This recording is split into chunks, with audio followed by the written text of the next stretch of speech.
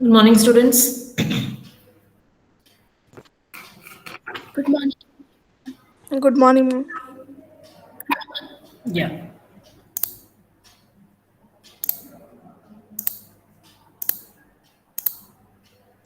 you're able to see my screen?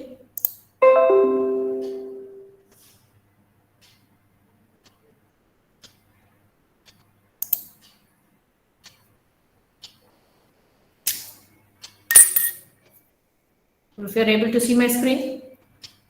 Yes, ma'am. Yes, ma'am.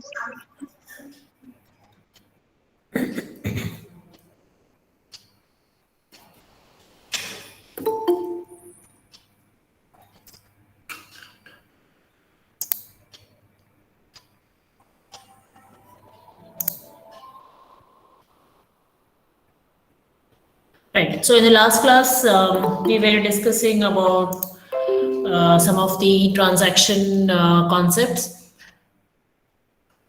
We were trying to learn what why currency control is required, and we also saw some of the important operations, that is additional operations that are there as part of the transaction, right? So today we are going to see an important concept as to what are the desirable properties of a transaction. That is where I think I stopped in the last class. What are the desirable properties of the transaction? Now, these transactions can possess several properties. Okay, when I say a transaction can hold many of the or several properties. Now, these properties together they are called as asset properties. They are called as asset property. Every transaction should be following all these properties, which are called together, they are called as asset property. I told you in the other class, I think that's where we stopped also. A stands for atomicity, C stands for consistency, okay. I stands for isolation, right? And D stands for durability. These are the properties of a transaction. So any transaction that we have been seeing, we have seen some examples in the last couple of classes. So any particular transaction should be holding these four important properties. They are together called as asset properties. Now let us see what each one of them indicates. Now what do we mean? What do we mean by atomicity? Okay. Now, a transaction is always an atomic unit. It is always called as an atomic unit of processing. I told you it is a atomic unit means something which is indivisible or something which cannot be divided or broken down into smaller parts. That is what you call it as indivisible. That is what you call it as atomic.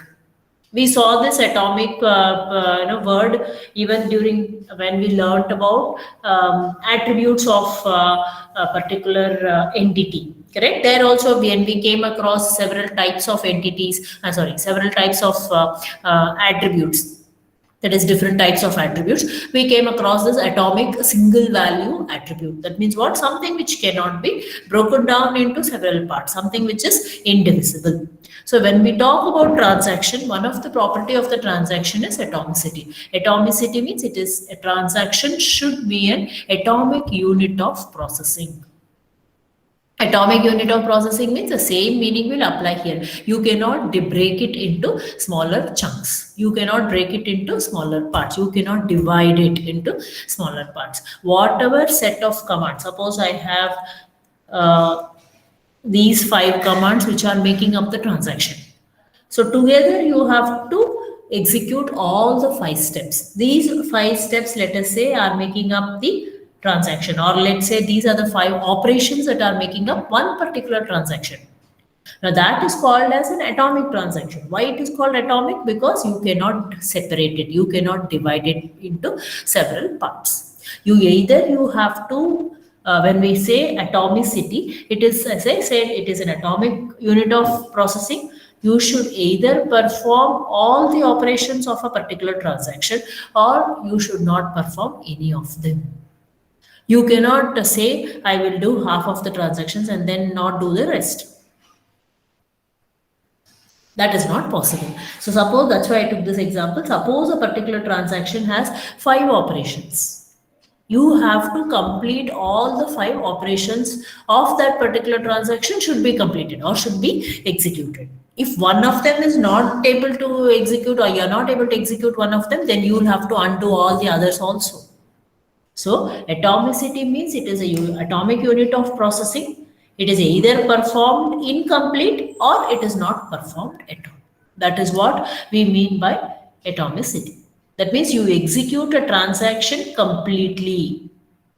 Okay, and it is a responsibility of the transaction recovery system to ensure this atomicity. In order to recover your system properly, atomicity is a property that should be maintained in all the transactions. Because if a transaction fails to complete for some reason, okay, it may be a system crash, in the middle of the transaction, the system may crash, and hence you are not able to complete the transaction. So the transaction fails. Then the recovery technique must be able to undo any effects of the transaction on the database. Whatever, suppose out of these 5 steps, you have executed 4. By the time you execute the 5th step, the transaction has failed, system has crashed, let us say. Then what you have to do, you have to also undo all the 4 steps because you are not able to execute the 5th step. That is what is called as atomicity of a transaction, or atomicity property of a particular transaction. I repeat, a transaction is said to be an atomic unit of processing. So either you execute all the steps or you don't execute any of them. Do all of them or don't do any of them. Right? And this property is very important. Recovery system of the DBMS should ensure the atomicity of a transaction.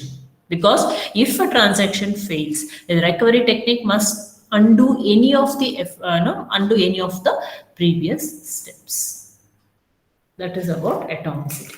The second property that we go into is called as consistency preservation. C stands for consistency.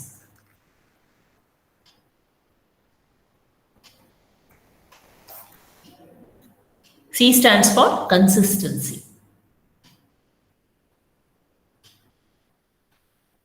Right. So in the last class, we saw something called as state diagram of a transaction. State diagram means, I said, a transaction can take several states. It can move from active state. It will start, it is in the, you start with the begin transaction, it goes into the active state. When it is in the active state, it reads and writes all other operations, instructions, and so on. And then it moves to the partially committed state. From the partially committed state, it moves to the committed state. And then it moves to the terminated state, or it moves to the aborted state or failed state. Depends on how the operations are executed. Now, why I am talking of that here is transaction is consistency preserving. It should always be a consistency preservation should be there in a transaction. So what do we mean by that? A transaction is a consistency preserving if its complete execution takes the database from one consistent state to another. One consistent state to another. That means whenever a transaction is executing, there should not be any kind of inconsistency in the DBMS or in the database. There should always be a consistency. So when I say I have moved to the active state, from the active state, let us say I have finished all the read and the write operations. So from the active state, I'm moving to the committed state. So active state is one consistent state. Committed state is one consistent state. Again, it is a responsibility of the programmers to maintain or preserve the consistency. Who write the DBA database programs or of the DBMS module that enforces any kind of integrity constraint.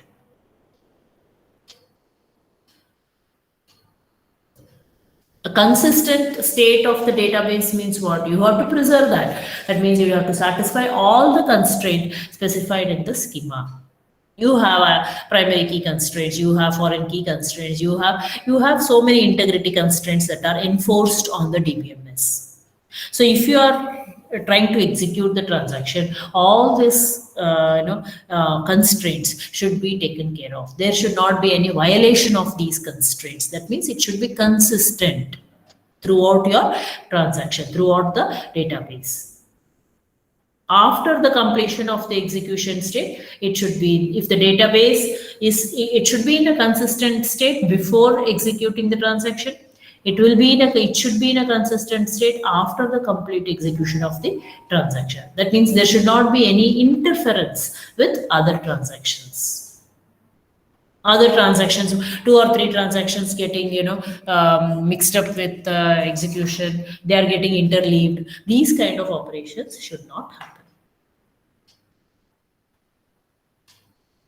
Right? That is about consistency. So there are several states. Whatever state your database was in, it should come back to that particular state. There should always be consistency. Main is that only. There should not be any kind of inconsistencies. I am only trying to contradict the operation. I debit, I don't credit. These kind of things and all should not happen at all. The next property we call as isolation. I stands for isolation. Now, when I as a user, for example, let us take the railway reservation database or railway reservation system or airline reservation system. What do we do in railway reservation?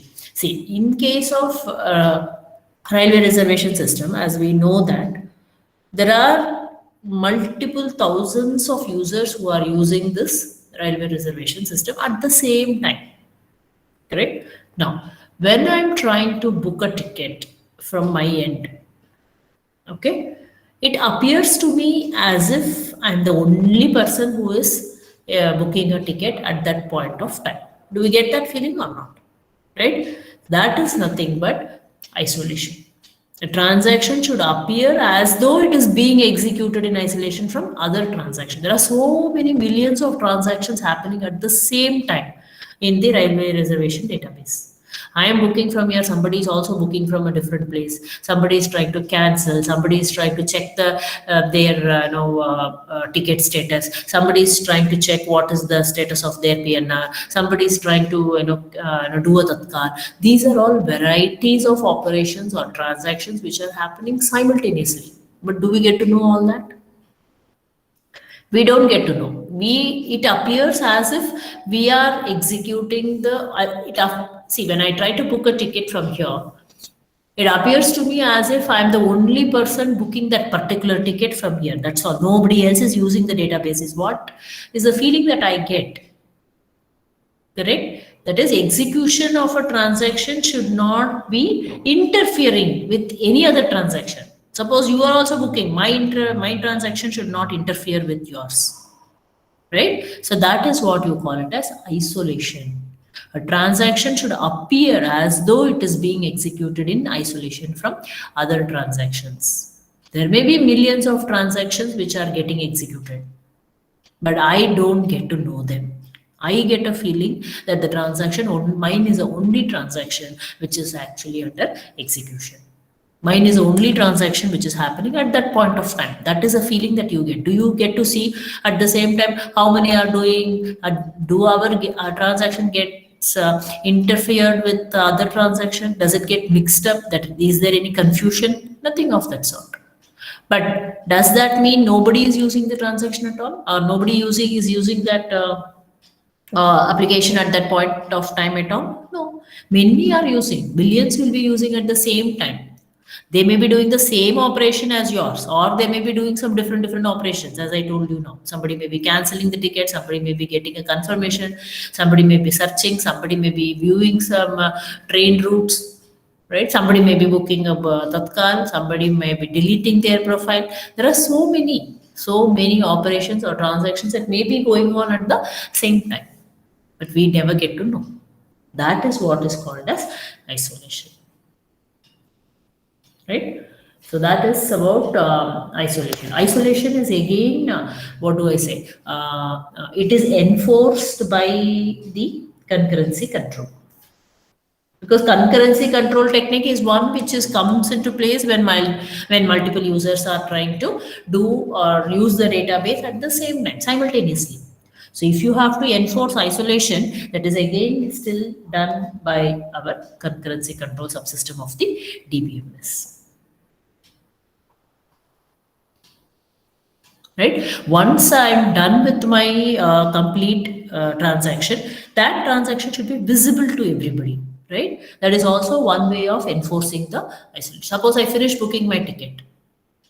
I cannot keep it to myself. No, the DBMS cannot keep it to just to show it to me only. It should update. For example, I have booked, let us say, 2 seats. So in the total number of seats of that particular train on that particular date should be reduced by 2. That updation should keep happening in the database. So when will that happen? Only when I commit. When do I commit? I try to confirm. I try to do the payment and then my booking is confirmed and then I get the ticket. That means my transaction is committed.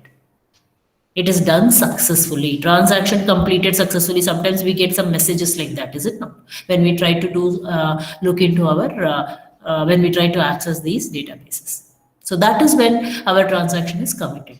Once it is committed, the DBMS will update whatever is visible to others. It makes the updations visible to the other transactions. So before somebody commits, it will show, or before somebody books 2 more tickets, it will show that there are only 8 tickets and not 10 tickets anymore, because I've already booked 2. Right? That is nothing but enforcing the isolation. The last one is durability.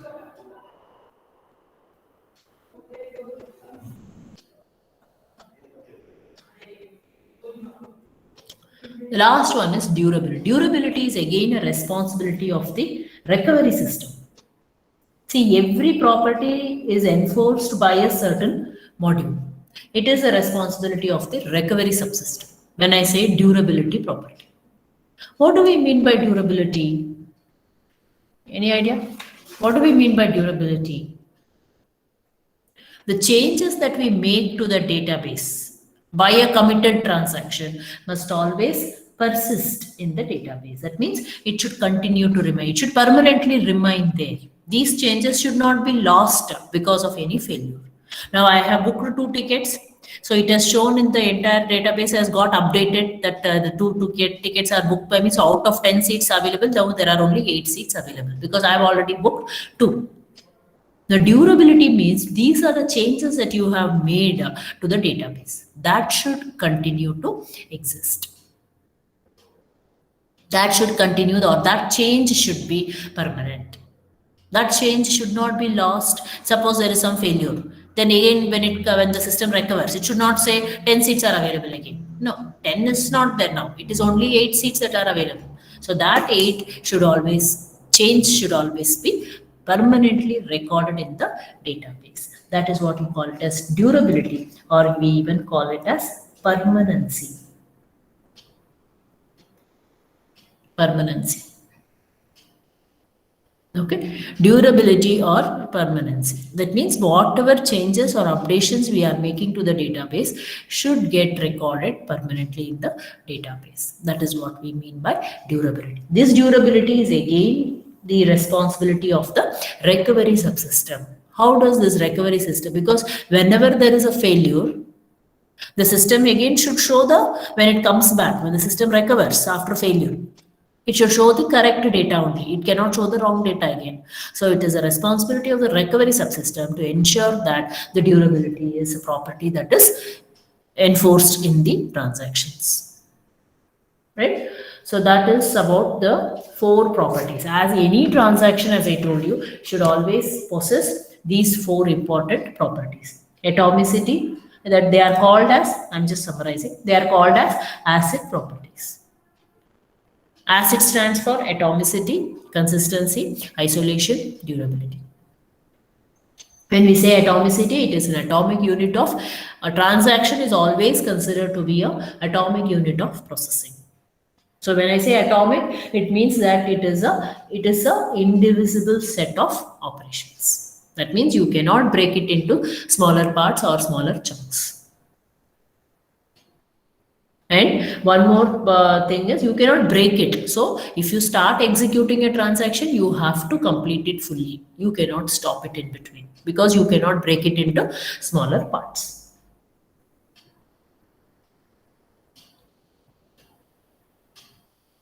Right? Since you cannot make it, you cannot break it into smaller parts, you have to complete the transaction. Suppose that, as I told you, there are 5 steps. All the 5 steps should be executed all at once.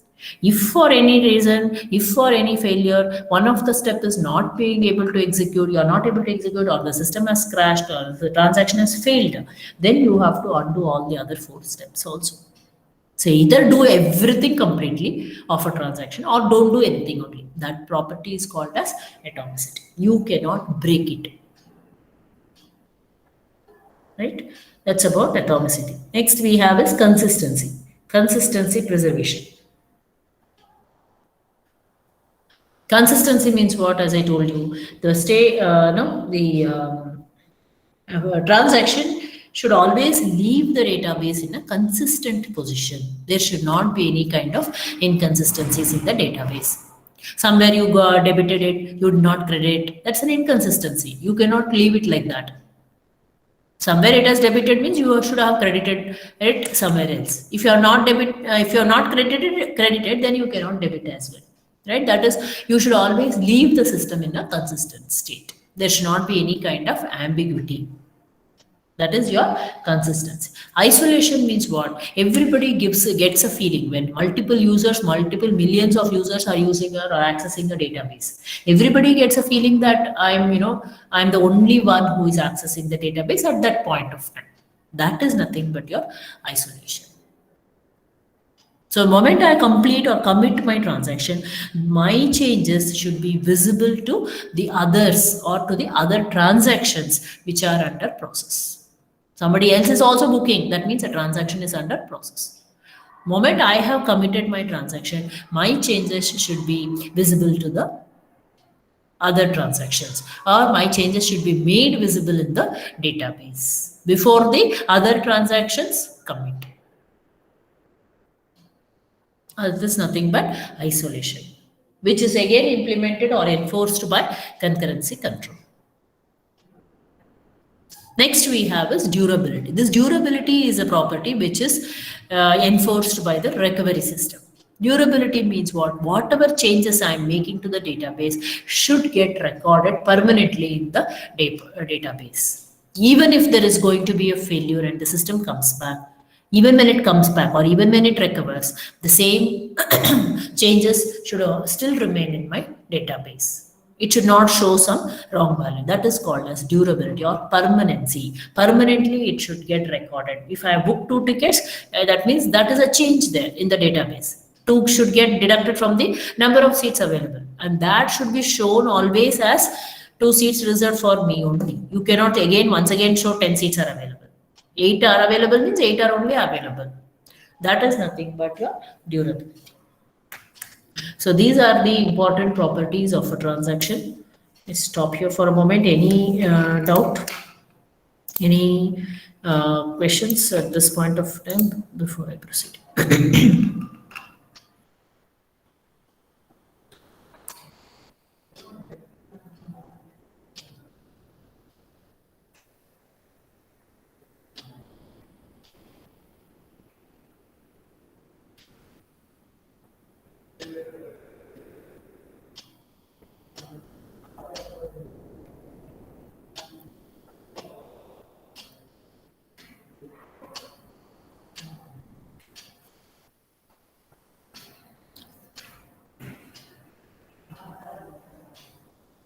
Any questions? Any queries at this point of time?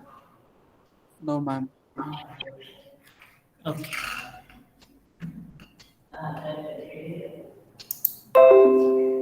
Okay, so now no questions, I'll proceed further.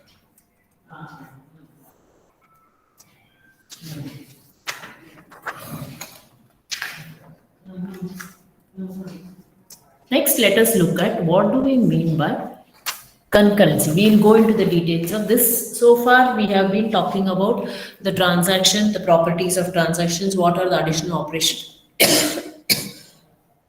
operations of a transaction. All this we have seen. Now we will be moving on to concurrency control techniques, which is again another important subtopic under this particular chapter.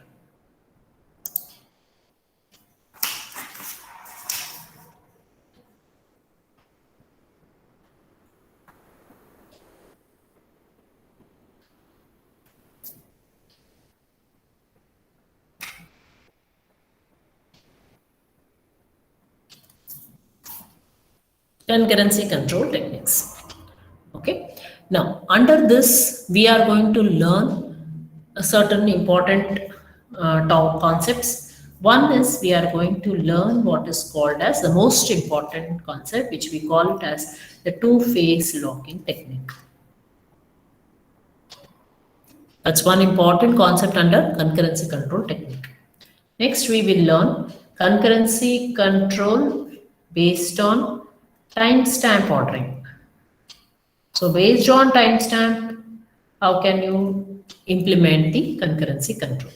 Then the third one we'll be learning is multi-version concurrency control techniques. And then we'll learn what is validation concurrency control techniques. So these are four important concepts that we are going to learn under concurrency control. The first one is a two-phase locking technique, which is the most important technique which all of you should understand. Then we are going to learn concurrency control based on timestamp ordering. Then multi-version concurrency control technique, validation concurrency control technique. Okay.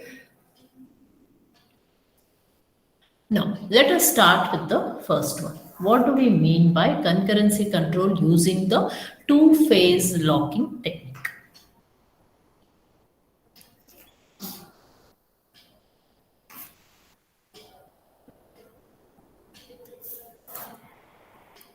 What do we mean by two-phase locking technique? Now, many of the techniques that are using this concurrent execution of transaction. Concurrent execution means I've already told you there are many multiple users who are who are using or accessing the database simultaneously. That is what you call it as concurrent execution of transactions. Many are using the transaction at the same time, so there are multiple transactions which are running at the same time. Now, they are all based on the concept of locking the data items. They are all based on the concept of locking. What do we mean by a lock? They are all based on the concept of locking the data items. What do we mean by a lock? Any answer? What do we mean by a lock in the DBMS?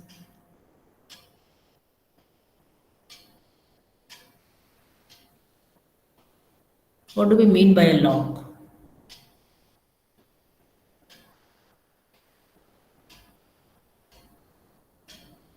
Nobody responds.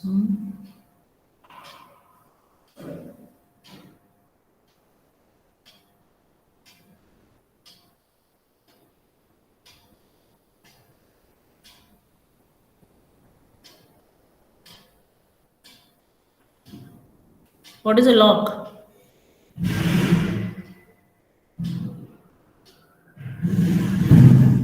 Be altered, ma'am. Huh? It cannot be altered. No. A lock is nothing but, when you try to define a lock, it is nothing but a variable which is associated with the data item, okay, or a variable which is associated with a particular data item of the database. It's a variable. Lock is a variable. Now, why do we require this concept of lock? Is because You're trying to discuss the status of the item with respect to the operation that can be applied to it. Okay, there is generally one log for each data item in the database. Okay, now suppose I want to read or write a particular operation, or read or write a particular data item. Whether can I do that operation or not, that is going to be determined by the log. That will be determined by the log. Whether I am allowed to access a particular file, whether I am allowed to access a particular file to do a read operation, to do a write operation, to update it, whatever operation could be anything, whether I am allowed to do at that point of time, whether I am allowed to do that or not, that is nothing but we use the concept of log there. Okay, there are different types of logs. Whether I'm allowed to do an operation or not, I may be allowed, I may not be allowed. Okay, that is determined by the log. And again, it also determines what type of logs are there. Now, there are different types of logs. One important type of log is called as binary log. Binary log. What is a binary log? As the name indicates, a binary log can have two states. It can have two states, or let us take it as two values. One is it is locked, unlocked. These are the two different states of a binary log. Binary log can have two states, locked or unlocked. Or you can take it as 1 or 0 for simplicity, right? So a log is associated with whenever you have a data item, let us say X, there is always a log associated with it. That means if the value of the log, I said, is nothing but a variable, it is going to take by two values because it is a binary log 1 and 0. If the log is taking the value 1, okay, if the log is taking the value 1 on X, let us say, I said every data item will have a log. X is a data item. X could be a record, X could be a file, it could be anything. X. Okay, log X is associated, every data item is associated with the log. So X is associated with the log. Now, if the value of this log on X is going to be 1, okay, then item, this particular X cannot be accessed by any operation. I cannot read X, I cannot write X because it is log is 1, it is logged. That is what we mean. I repeat again, every data item, it could be X here. X could be a record, X could be a file, X could be a table, X could be anything. It's a data item in the database. And every data item is going to be associated with the log. Now, when I say binary log, as the name indicates, binary log can take two values, 1 and 0, for simplicity. Okay. Now, if this log on X is going to take the value 1, that means you cannot access X at that point of time. If I want to read an operation, I can't do. If I want to do a read operation on X, I cannot read. If I want to do a write operation on X, I cannot do it. If I want to update X, I cannot update X because the log on X has taken the value 1. If the value of the log on X is going to be 0, then that means the item can be accessed whenever requested. Whenever there is a request to do an operation, it can be done because the log has the value 0. 0 means it is unlocked. It's open. That means you are allowed to do any kind of operation. How do you refer to this? Log associated with this X is always referred to as log of X. Okay, you refer to the current value of the log associated with this item x as log of x. So this log of x can either take 1 or it can take the value 0. If it has taken the value 1, that means you cannot do any operation on this x. It is locked already, so you can't do anything. If it is 0, that means you are allowed to do any operation on that value, on that data item x.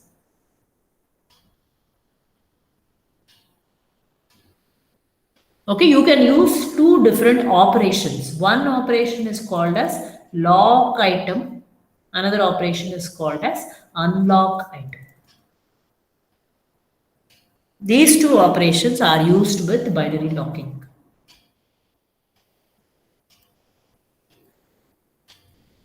Now, if I want to access this item X, okay, if I want to access this item X, first I should always issue a lock item transaction. Lock item of X. I should issue one lock item of X operation. That means I want to access this. So first I will lock it because when I am accessing, I don't want anyone else to access it. That is why I will issue this particular operation. I will first issue this operation. But what will happen here? If this lock of X is equal to 1, then I am forced to wait. I cannot access X. I have to wait until log of X becomes 0. Are you all understanding? If log of X is equal to 1, then the transaction is forced to wait. I can't do any transaction. If log of X is equal to 0, then it is set to 1. That means the transaction, now it will lock it and you are allowed to do. Unless you unlock it, unless your log of X becomes equal to 0, you cannot do any kind of operation. Or you have to issue a unlock item of X. It is something like you learned it in this critical section problem. You remember readers writers problem, dining philosophers problem. It is something like that. This whole thing, locking, unlocking, will be in a critical section. That means moment I get into it, item is locked. Nobody else can lock it. Can use it. Moment I finish my operation and come out of that critical section, I will try to unlock it. That means I will set the lock to 0. The moment I set lock to 0 means what? Others can be able to access it. That is the whole process behind this. We can also see an example on this. Let me show you an example.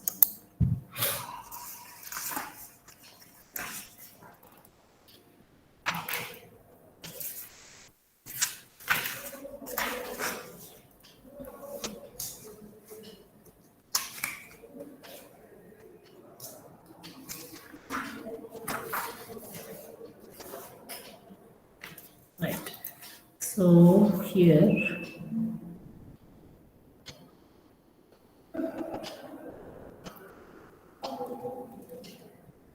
so let me first write down log item of X.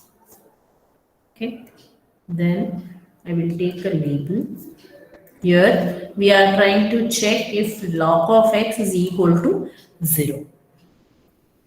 I'll write down this code and then I will explain.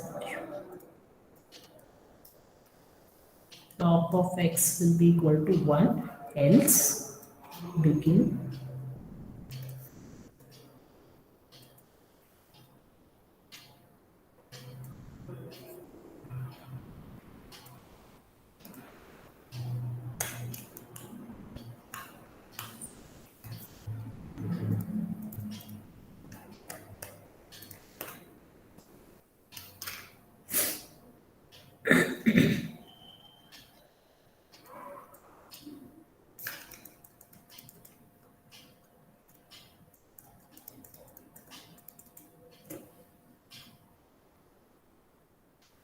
right. See here, what we are doing is, as I told you, this lock item and unlock item should be implemented as implemented within a critical section in the operating system. Okay, that means no interleaving should be allowed once a lock or an unlock operation is started. Now, here if you observe, we have given a lock item of X. operation is implemented by putting the transaction on a waiting item, a waiting queue for item X. Now what will happen here? I have issued this lock item. I want to lock that item, lock item of X. No. And then I want to execute some operation on this X. Okay. Now, it's got moved, I think.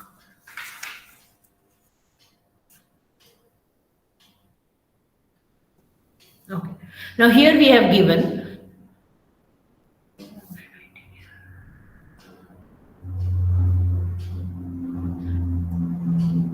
see, in this line, we are writing if lock of X is equal to 0. I'm issuing a lock item. I'm issuing a lock item of X, right? And then I'm checking if lock of X is equal to 0. Lock of X is equal to 0 means what?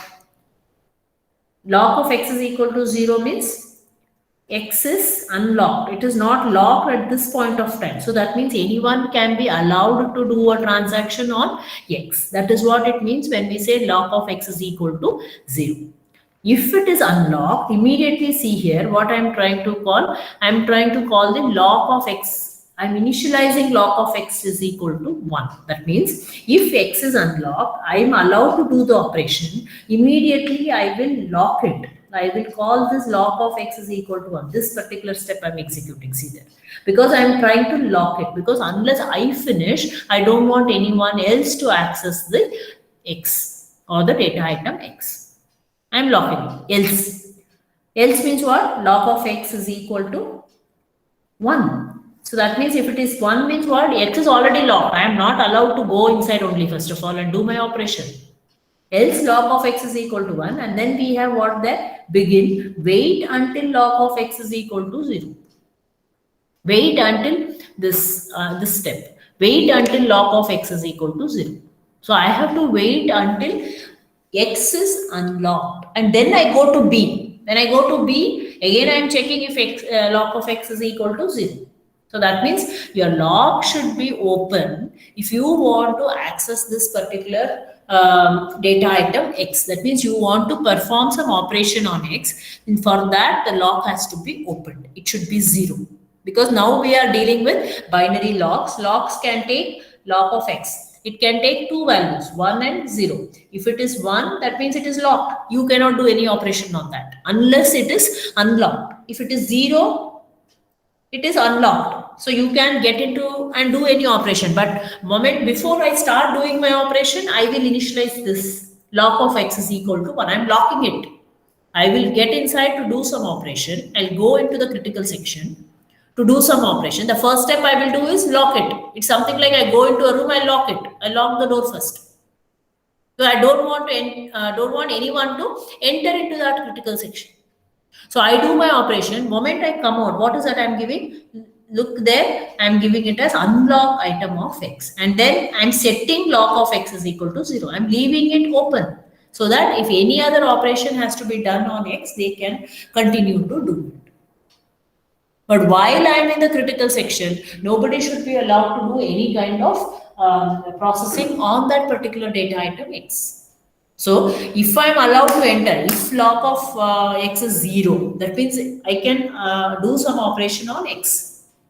So before I start doing the operation, what am I doing? I am locking that particular data item.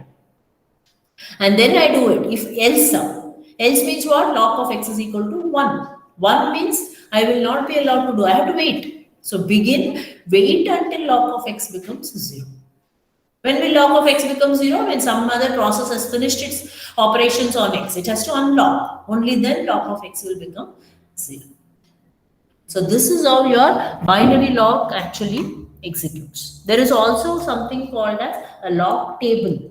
Wherein this lock table, all the operations will be, this lock table will have all the transactions which are waiting to perform on that particular item. Suppose I have to wait. So then the process will be put into this particular table.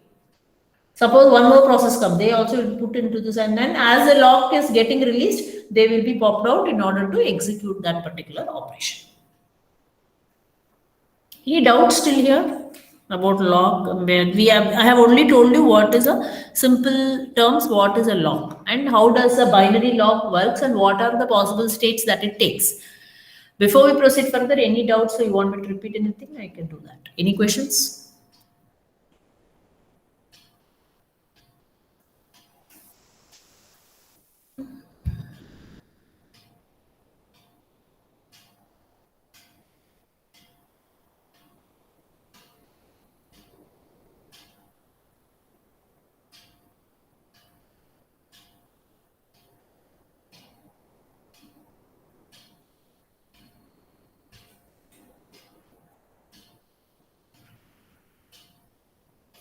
No questions. Very good.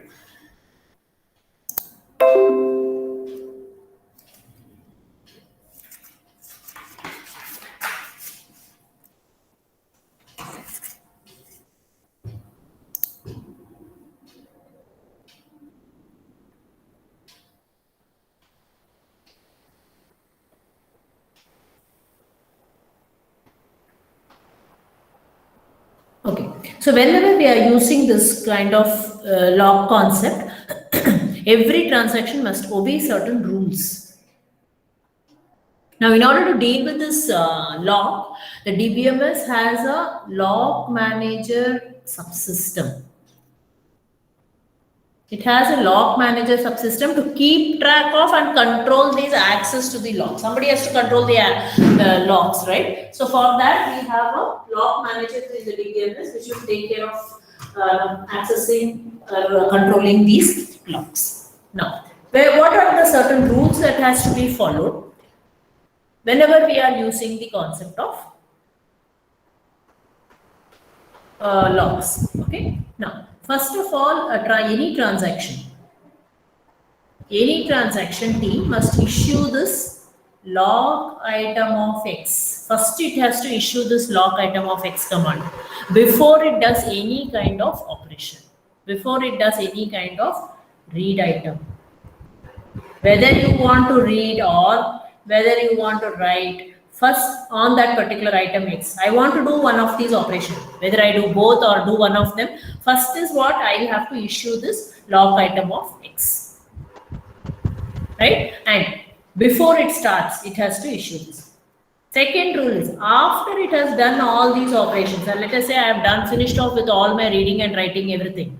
What should I do? I have to issue unlock item of X. This command has to be issued after you finish all the operations. That is, the reason behind this is when you want to do a particular any operation, you are first, I told you already, we are entering the critical section, we are first locking it off. Item is locked because I have got permission to do some operation on X. No one else should be allowed to do any operation on X. How can I avoid that? How can I stop others from, doing any kind of operation or updating that X? I will first lock it. That is why I said the first rule is before you start any operations, you have to first lock that particular item. Now, after the second rule is what? After I have done, okay, I have done all the operations that I want to do. I have committed, all the changes are made permanent now. What I should do? I have to issue a unlock item of X because I have to leave it unlocked so that the other transactions can do some particular operations on the on that particular data item. Okay, that's a very important rule. Before you start, you should give lock item. After you perform all the operation, you have to give a unlock item. Then the third rule is, if there is already a lock on that particular item, it is already locked. Let us say it is lock of X is equal to 1. That means it is already locked, correct? If it is already locked, then you cannot issue a lock item of X. You cannot issue. That means any transaction cannot issue a lock item of X operation if it is already holding the lock on that item. You already have a lock on that. You cannot put another lock onto it. Similarly, the fourth rule is you cannot issue an unlock item of X operation unless it already holds the lock. Only if there is a lock, you can issue an unlock. If there is no lock only, then what is the point in issuing unlock, is it not? So that is what. That becomes wrong, you know. You can, the third rule is what? If you already have locked the item X, you cannot issue another lock. That's obvious, no? You cannot have two locks on the same data item. That is not possible. The fourth rule is if you have not locked only, then you should not also issue a unlock. Only if you have locked that item X, you can try to unlock it. If you have not issued any lock only, then you cannot try to unlock it. All these rules are enforced. I said there is a lock manager, right? All these rules are enforced by the lock manager module of the DBMS. At most, one transaction can hold the lock at any point of, at any particular, on a particular item. Okay. No two transactions can access the same item concurrently. That means no two transactions can try to access the same item at the same time. That is not possible. Right? That is about your binary locks. We have, I told we started with, yeah, let me go back. Yeah. So I said we will be dealing with some different types of locks, but under that we saw only the binary lock today. Binary lock was the only lock that we saw. We have several other types of locks also, probably which we will do it in the next class. Now, before I proceed, there is for your third internal, which is second internal, which is starting on 26th. Okay, the case study and innovative study questions will be based on any given application. You may have to write your ER diagram, schema diagram, create tables for all that, and then also formulate certain queries based on that application. So that will be your 7th and 8th question. Okay, so that I had not discussed. The rest of it I have told you already. The syllabus that has been covered for your second internal portions. What is the syllabus? I have already told. The next thing is today afternoon you will be having lab, DBMS lab. Last week we have finished off with the 5 exercises which are there in the curriculum, correct? So I told you that I'll be giving you all one more exercise which will be done as a lab assignment. So lab assignment, only if you submit, you will be getting your lab assignment marks, which will be added to your IA marks, similar to your theory.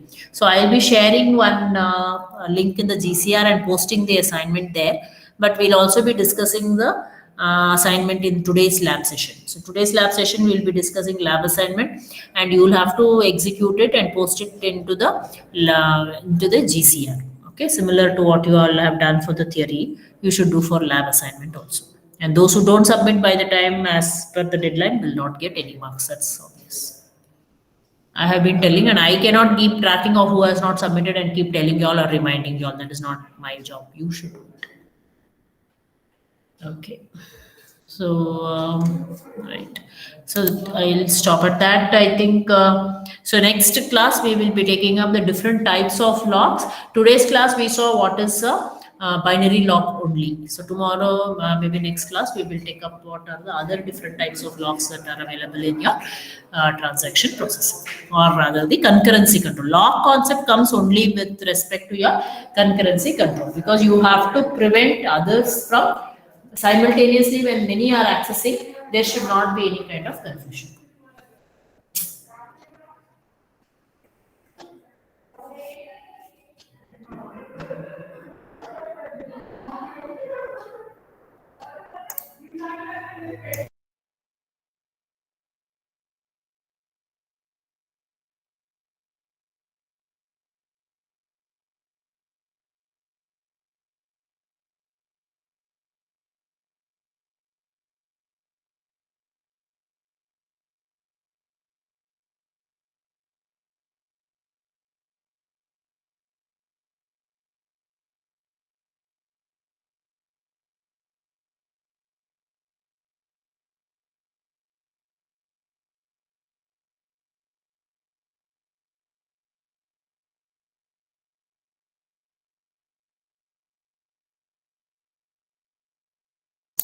Answer your attendance, Anaga.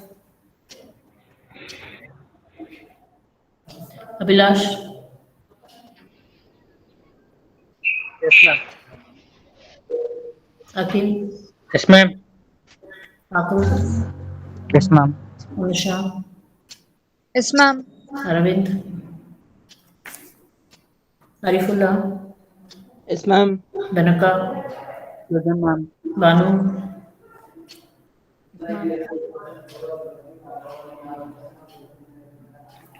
Bhargav, Yes, ma'am. Rahmatullah, Present, ma'am. Chaitra, Present, ma'am. Chandana, Charan, Yes, ma'am. Darshan,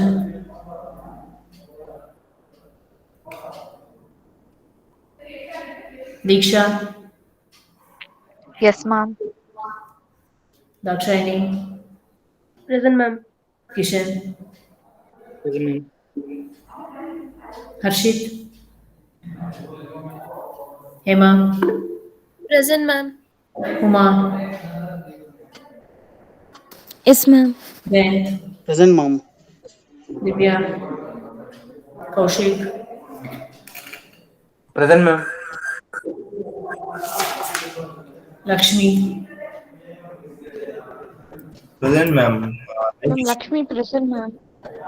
Ravanya, Present, ma'am. Nish, Present, ma'am. Manoj, Present, ma'am. Mohan, Yes, ma'am. Naval, Yes, ma'am. Navya, Nikhil, Present, ma'am. Panindra, Present, ma'am. Pawan, Yes, ma'am. Pooja, Present, ma'am. Purnima, Present, ma'am. Raman,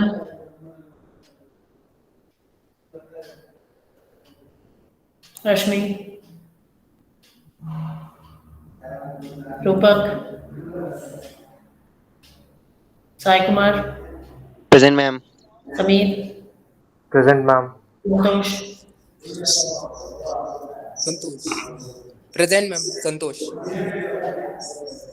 Sharad, Present, ma'am. Sharan, Shashank, Present, ma'am. Shital, Present, ma'am. Shivani, Present, ma'am. Soumya, Spurti, Present, ma'am. Vishnu, Present, ma'am. Sugandhini, Present, ma'am. Sushma, Present, ma'am. Sushmita BS, Present, ma'am. Sushmita U, Present. Present, ma'am. Tirtha, Present, ma'am. Tripti, Present, ma'am. Varshavina, Present, ma'am. Present, ma'am.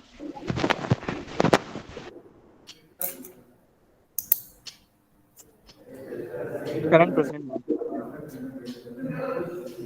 Soumya is absent, Sai Kumar, Rupak, Sai Kumar is present, Sai Kumar is present, Rupak, Rashmi, Raman,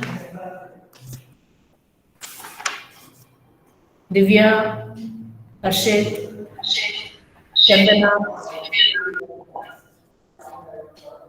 Aravind, Anaga, all are absent.